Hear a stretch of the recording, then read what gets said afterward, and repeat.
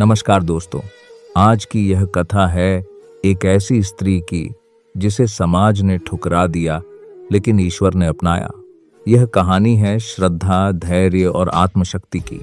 आप सभी का स्वागत है इस दिव्य कथा में। बहुत समय पहले की बात है। पहाड़ों और नदियों के बीच बसा एक छोटा सा गांव था, आनंदपुर। नाम भले ही आनंदपुर था, लेकिन वहां रहने वाली राधिका के जीवन में आनंद नाम की कोई चीज शेष नहीं बची थी। राधिका का विवाह बहुत कम उम्र में हो गया था। उसका पति माधव एक सीधा, सादा, ईमानदार किसान था। दोनों का जीवन साधारण था, लेकिन प्रेम और सम्मान से भरा हुआ। हर सुबह राधिका मंदिर की घंटी बजाकर दिन की शुरुआत करती, फिर पति के लिए भोजन बनाकर खेतों में उसका हाथ बंटाती। गांव वाले कहते थे, ऐसी बहू हर घर में होनी चाहिए, लेकिन सुख ज्यादा दिनों तक टिकता कहाँ है। एक दिन तेज बारिश में नदी उफान पर थी। माधव गांव वालों को सुरक्षित निकालने में मदद कर रहा था, तभी तेज बहाव में फिसल गया और नदी उसे अपने साथ बहा ले गई। गांव ने उसका शव कभी नहीं पाया। माधव चला गया और राधिका का संसार उजड़ गया। पति के जाने के बाद राधिका सिर्फ विधवा नहीं बनी, वह समाज के लिए अशुभ बन गई। जो लोग कल तक उसका सम्मान करते थे, आज वही उसके सामने रास्ता बदल लेते। मंदिर में प्रवेश वर्जित था। त्योहारों में उसे अलग बिठाया जाता। कुछ लोग दया दिखाते और कुछ लोग उसकी कमजोरी को अवसर समझते।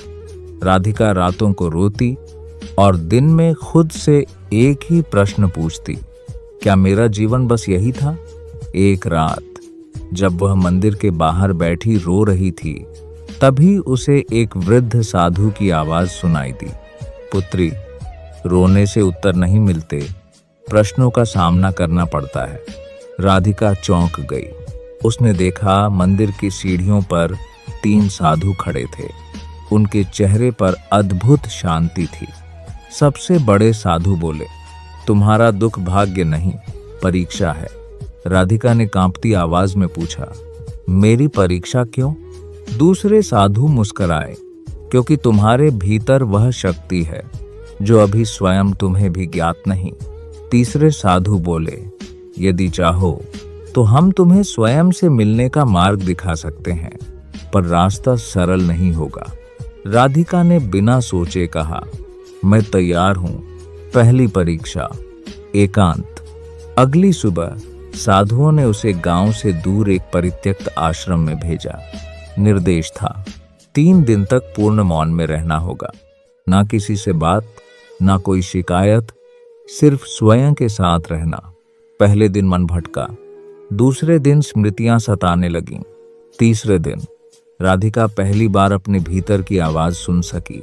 उसे समझ आया, वह कमजोर नहीं है, वह सिर्फ टूटी हुई थी। दूसरी परीक्षा, अपमान। गांव लौटने पर साधुओं ने कहा, अब तुम्हें उसी समाज के बीच रहना होगा जिसने तुम्हें ठुकराया है, लेकिन बिना क्रोध के। लोग ताने मारते, हंसते, उसके बीते जीवन पर उंगलियां उठाते, लेकिन राधिका चुप रही। न अपमान लौटा, न आंसू। धीरे धीरे लोगों ने देखा, यह स्त्री टूटती नहीं। तीसरी परीक्षा, सेवा। साधुओं ने अंतिम आदेश दिया, अब दूसरों के लिए जीकर दिखाओ। राधिका ने बीमारों की सेवा शुरू की, अनाथ बच्चों को पढ़ाया, भूखों को भोजन दिया। वह अब अपने दुख में नहीं थी, वह दूसरों का सहारा बन चुकी थी। एक दिन तीनों साधु पुनः प्रकट हुए। सबसे वृद्ध साधु बोले, अब तुम मुक्त हो, तुम्हें किसी ने नहीं बचाया, तुमने स्वयं को पाया है। आकाश में शंखनाद हुआ, हवा सुगंधित हो उठी और साधु अंतर ध्यान हो गए। जब राधिका गांव लौटी, लोगों ने देखा, वह अब साधारण स्त्री नहीं थी। उसकी आंखों में भय नहीं था, उसके चेहरे पर शिकायत नहीं थी। गांव वाले उसके चरणों में झुके। जिसे कभी अपशगुन कहा गया, आज वही मां राधिका बन चुकी थी। दोस्तों, यह कहानी हमें सिखाती है, दुख अंत नहीं होता, त्याग कमजोरी नहीं होता और हर स्त्री में देवी बनने की शक्ति होती है।